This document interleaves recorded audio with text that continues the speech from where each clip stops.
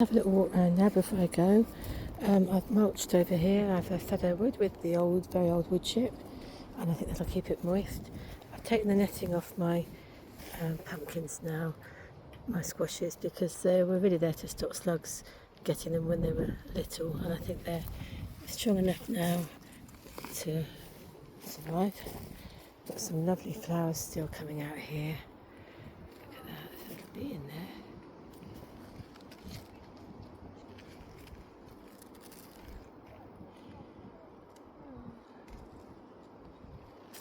There's a little bee in there. Bees don't like gladioli. I've been told it's because they have to go inside a very long way to get the pollen, and it's too much hard work. Got a whole load more sunflowers coming up here.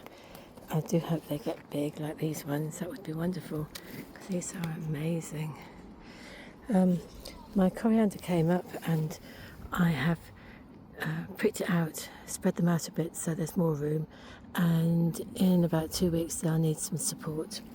And over here, these beautiful gladioli, they're just so lovely, my favourite colour. And I found Sweet William. I planted Sweet William. I didn't think it germinated, but it was under the run of beans. I'd planted them too close, so I've taken them and moved them over here, hoping they'll be happy. Plenty of sun. That little patch was empty, and under this little pergola thing that lights up at night with fairy lights, I've put some night-scented Virginia stock. Got a little honeybee there. Got so many bees here, it's lovely.